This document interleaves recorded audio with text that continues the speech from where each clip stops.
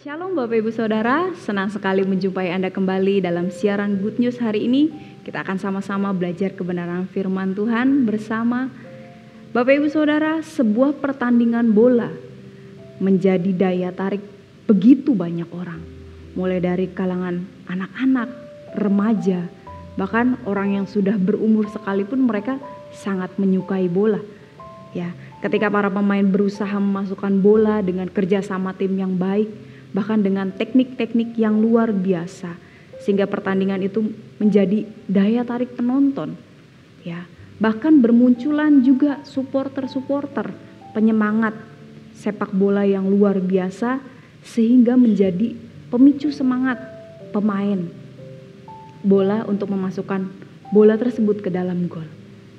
Namun sayangnya supporter atau penonton ini tidak bisa menentukan, mempengaruhi terjadinya sebuah gol. Mereka hanyalah seorang penonton, ya, kumpulan penonton. Bahkan ketika mereka melihat bahwa pemain favorit mereka gagal, kalah, ya, tidak berhasil mencetak gol, apa yang terjadi? Mereka tidak segan untuk mengkritik, bahkan menyalahkan. Ya, itu yang sering saya lihat. Itulah kehidupan penonton, seperti itu ya Bapak Ibu Saudara ya. Mungkin kita sering lihat pertandingan-pertandingan bulu tangkis atau pertandingan yang lainnya, renang dan sebagainya.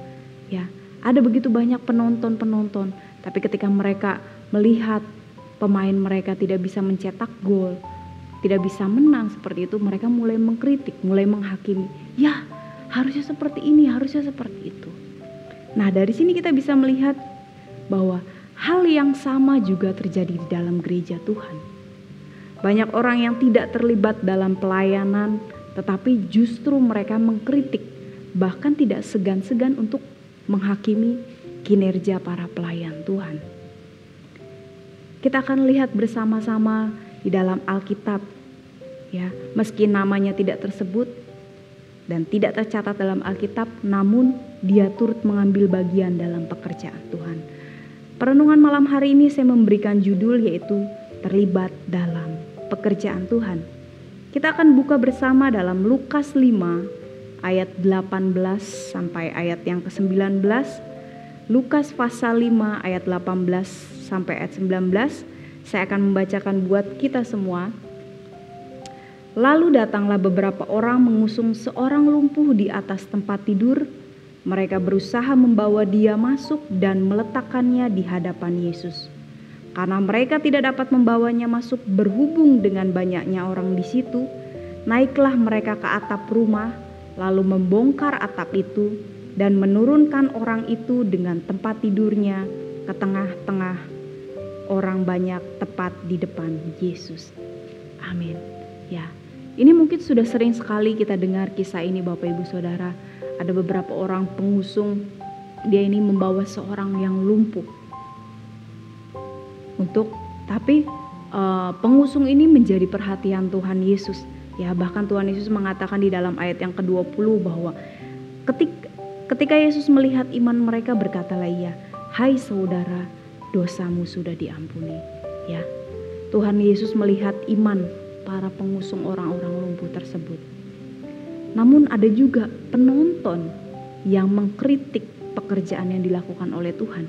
Di dalam ayat yang ke-21 di situ kita bisa melihat bahwa tetapi ahli-ahli Taurat dan orang-orang Farisi berpikir dalam hatinya, siapakah orang yang menghujat Allah ini?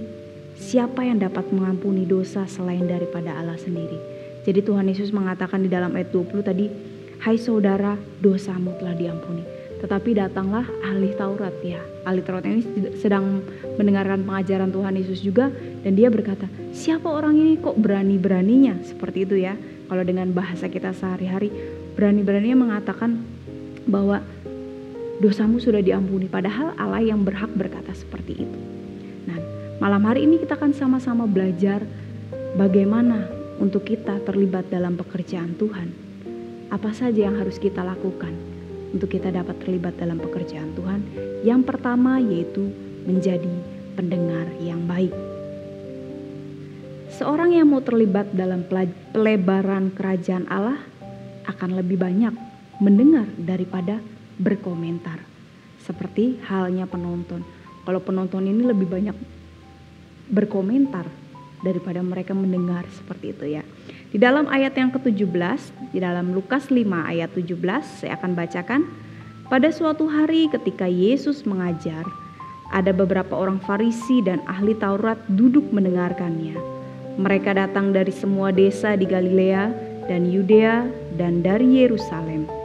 Kuasa Tuhan menyertai dia sehingga ia dapat menyembuhkan orang sakit. Amin. Ketika Yesus mulai mengajar, di situ terdapat juga orang-orang Farisi, bahkan ada juga ahli-ahli Taurat.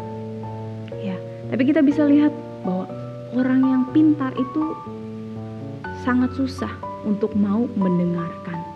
Justru orang-orang biasalah, orang-orang yang dengan latar belakang biasa yang rindu untuk mendengar pengajaran-pengajaran seperti itu. Ya, karena itu dibutuhkan kerendahan hati untuk kita mau menerima pengajaran yang baik. Ya, tanpa kerendahan hati mustahil kita untuk menerima setiap pengajaran yang akan mengubahkan hidup kita, bahkan akan mengubahkan pemikiran-pemikiran kita yang salah. Di dalam Yakobus 1 ayat 19 dikatakan bahwa, hai saudara-saudara yang kukasihi, ingatlah akan hal ini. Setiap orang hendaklah cepat untuk mendengar, tetapi lambat untuk berkata-kata dan juga lambat untuk marah. Ya. Di dalam Yakobus ini jelas sekali Bapak Ibu Saudara dikatakan bahwa hendaklah cepat untuk mendengar, bukan cepat untuk berkata-kata. Tetapi faktanya terbalik ya yang terjadi. Kita lebih cepat ngomong, kita lebih cepat komplain, kita lebih cepat mengkritik, menghakimi daripada kita mendengar terlebih dahulu. Karena itu Bapak Ibu Saudara, yuk kita mau sama-sama belajar, jangan hanya sibuk untuk mengomentari, tapi kita harus lebih banyak untuk mendengar. Pengajaran yang mereka dengar memberikan mereka pengertian bahwa siapa Tuhan Yesus itu, ya, sehingga mereka berinisiatif membawa orang yang lumpuh tersebut untuk dibawa kepada Tuhan Yesus untuk mengalami kuasanya, sehingga apa yang dikatakan oleh Tuhan boleh terjadi dalam orang sakit ini. Yang kedua, kita akan sama-sama melihat apa yang harus kita lakukan, yaitu sibuk memberikan kontribusi. Di dalam ayat yang ke-18 dan 19, saya akan bacakan buat kita semua. Lalu datanglah beberapa orang mengusung seorang lumpuh di atas tempat tidur. Mereka berusaha membawa dia masuk dan meletakkannya di hadapan Yesus. Karena mereka tidak dapat membawanya masuk berhubung dengan banyaknya orang di situ, naiklah mereka ke atap rumah lalu membongkar atap itu dan menurunkan orang itu dengan tempat tidurnya ke tengah-tengah orang banyak tepat di depan Yesus. Amin. Jadi Bapak Ibu Saudara, saat orang-orang mengusung orang sakit tersebut, ya, mereka kesulitan untuk membawa orang sakit ini ke hadapan Tuhan Yesus karena terhalang dengan banyaknya orang-orang yang mendengar pengajaran Tuhan Yesus, ya. Mereka berusaha dengan segala cara supaya bisa menaruh, ya, berhadapan muka orang yang lumpuh ini. Akhirnya mereka punya ide untuk naik ke atap, membuka atap dan menurunkannya dari situ. Dari sini kita bisa melihat bahwa Yesus menilai bahwa perbuatan mereka ini luar biasa di dalam ayat yang ke-20, ya.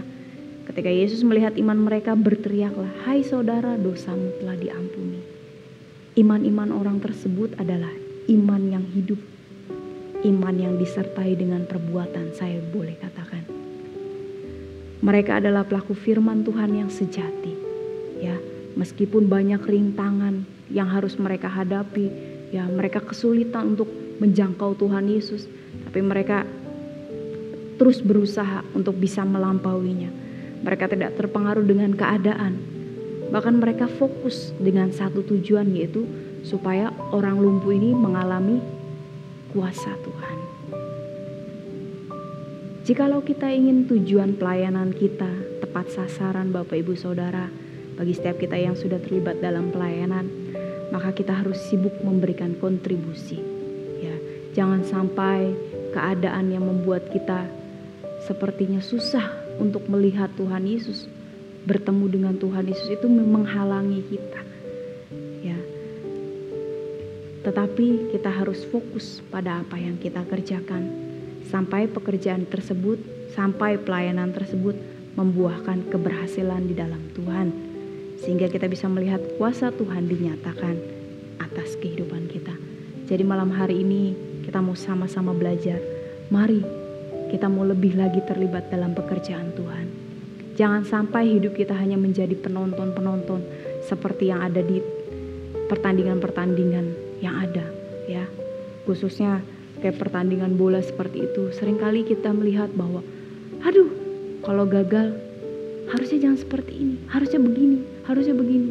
Ya, kita mau cek hidup kita.